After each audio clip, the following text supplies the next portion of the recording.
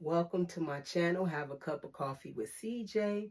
And today I would like to talk about, do you think you get more than one soulmate? But first, before I start that, yes, it's another hair day. And I know y'all be looking at my head saying, when is she gonna get it done? But truth be told, I hate a retwist. And I didn't understand that because I used to look at people with this style and be like, they could at least keep it done. But I realized now that I'm in my journey, it feels so much better without a retwist, guys. It does look good. I love it, but it feels so much better like this. And along with the feel, I didn't really tell y'all about this product like I should have. It is For the Culture Cares, and I gave you the wrong number. It is 586-298-9917. The label doesn't show up good. Got to change that about it. But anyway, once again, my daughter is a very good spirited person with loving hands. And on my hair journey of discovering different things for it, I started looking at who the owner was and reading about them and why they created the product. So, to tell you why she created the product is because my grandbaby was born 4 years ago with eczema. So she started doing different concoctions for her skin. But I also have it, and I got it later on in life in my 30s. So fast forward, I had got my hair done, and a product that lady put in my edge made my head, it broke me out. It was not for me. So it gave me a dry scalp and I ended up with eczema in my head. It was sensitive, right on the edge, right on the edge. So the oil was not helping me at the time to get to it because it was at that crusty state itching. So I said, let me put hydrocortisone on here because it works for my skin. Y'all, I was dabbing hydrocortisone right here. And finally, I got it to where the crusty, I was brushing it, get the crusty out and get it healed. About the time I did that, all right here was bald. I can pull it, I can braid it really now, but it was all the way bald. And I had been using my daughter's oil anyway. So now this really put it to the test. Is it going to help my edges like that? And let me tell y'all, it does. It really does. It feels so good to the scalp when it go on. It's soothing. Once it hit, if you get it and it hits your scalp, you'll know exactly what I'm talking about. But anyway, also, she makes teas. She's into herbal teas. Now, I'm a true coffee drinker. I hate tea. The only time I drink tea is when I need it for something specific, which is a sinus issue I have. We got this crazy weather going around and my sinuses won't get right, which irritate me. So my daughter made me some tea, which I'm drinking this morning. And I'll drink it for about 2 days. The only thing I know for sure that's in here is mullein. And in them 2 days, I'll drink a coffee in the daytime, early, like now, and then at night. In day two, my sinuses are so dry that I have to stop drinking it. And telling the truth too, I'm gonna stop drinking it anyway because I hate tea. Once it do what it do, I'm done with it. And there we go. So now, moving on to the story. Do you think we get more than one soulmate? Well, years ago, I got my first soulmate, which I was lucky, with the first boyfriend I ever had. Best boyfriend ever. Now, this is 37 years ago. He got killed as an innocent bystander. And the moment he got killed, I knew that I would never find anybody else like him. Now, my uncles and everybody that was around me, because I cried. I won't say I cried 30 straight days because every time I woke up and he was not there, I couldn't believe that this was my reality. It had to be a dream.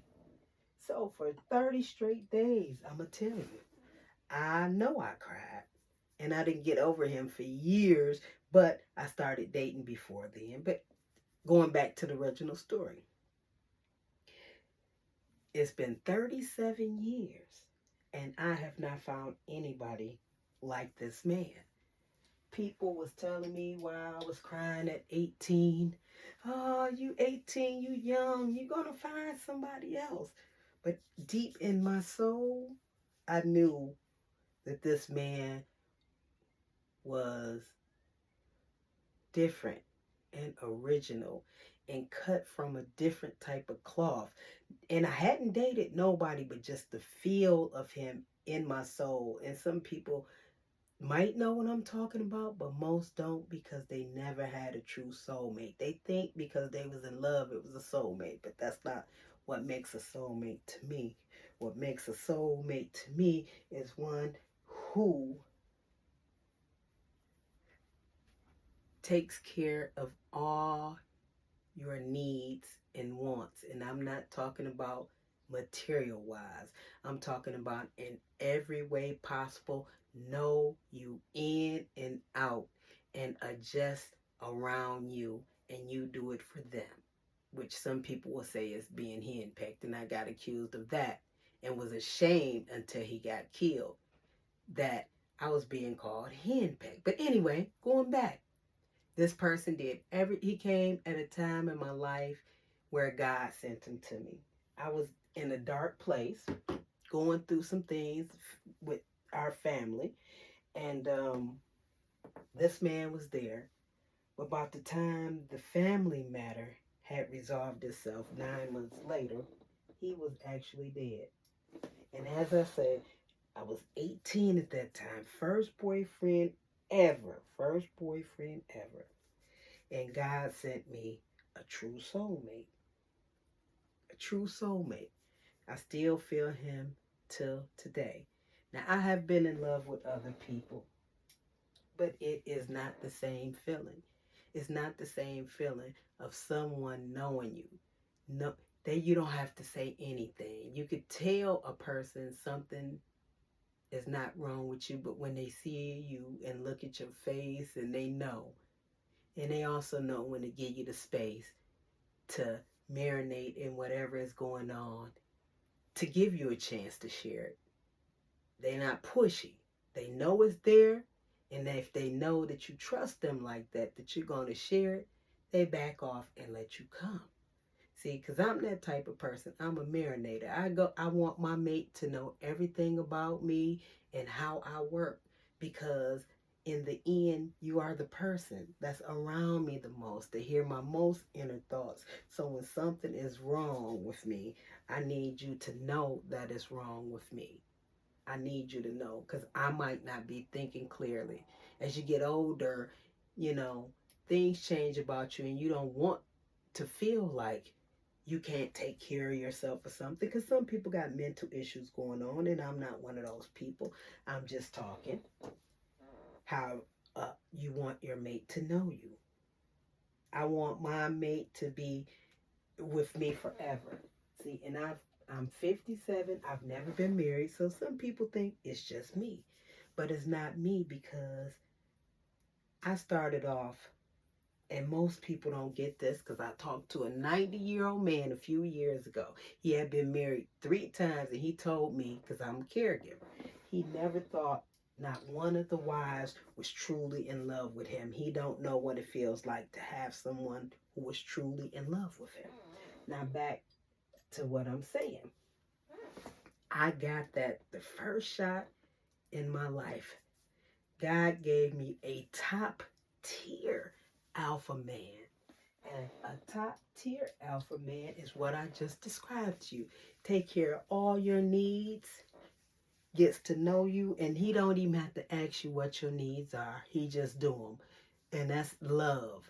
That's somebody paying attention to you. That's somebody wants to grow with you. And I am exactly that way with my partner. So I know what I want.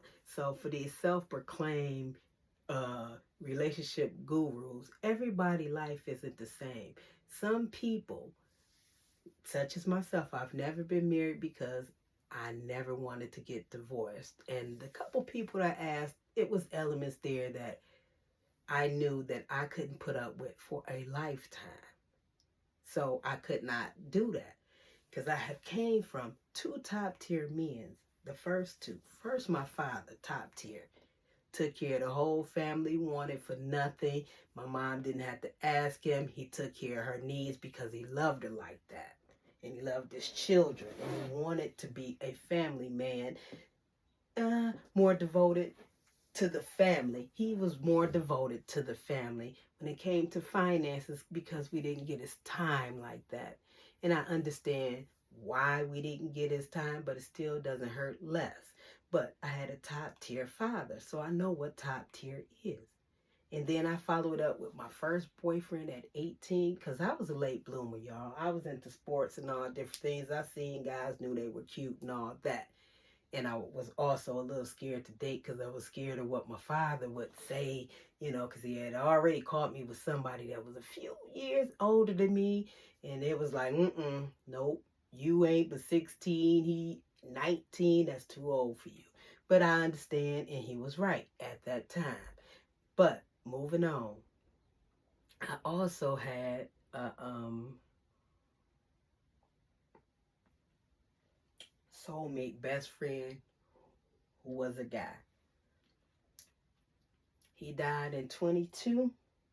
He had known me ever since I was 12 or 13. He was friends. First of all, he was friends with him and our neighbor, which is my brother's best friend, oldest friend, because they grew up together. Our parents were our friends, our fathers. He started going to private school when he was getting in his teen years. He met a guy named Craig who was also going to private Catholic schools. He brought Craig around. I was about 12. Took to him right away, loved him. But over the years, he became my best friend because when we got older, it was different stuff that we could be doing, and he can include me in on and knowing I was a cool girl. See, because I was like his ride or die. He was mine. I could take the couch and tell this man anything. He knew me better. Well, not better, but as much as my daughter does. She knows me very well. She know when something is wrong. She know to give a space. She know to be there to listen. She know when I'm venting or need an opinion. Usually it's just the opinion of venting with her.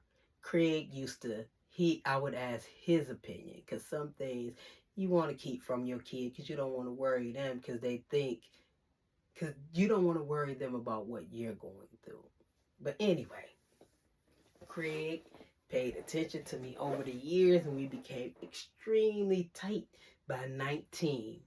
By 19, we was rolling. He got married, but his wife never thought we went together, had any sexual intentions, and accepted me as his sister, which is what I was. But anyway, he could pick off a menu for me. That's a soulmate. He'd know what I was going to like and what I wouldn't. If he was at a restaurant and we looking at it and I said, well, do you think I should get this or get that? He would say, you should get this because you don't like this. Point and Kate, let me tell you about a story. We was at this restaurant at Grosse Pointe that Harry Todd told us to go to, which was awful because he stayed at Grosse Pointe. And I seen this salad because I was doing salads all the time. I'm pretty much a good eater. It's just sometimes I go on binges with sweets, which is what I love, but that's the worst thing. But pretty much I eat healthy, and I don't eat that much meat. I'm more of a lamb eater and seafood eater. I don't really eat beef or pork. But anyway, back to that. Now, this salad has some goat cheese on it and some watermelon. He told me, he know how I feel about cheese. He said, you ain't gonna like that cheese.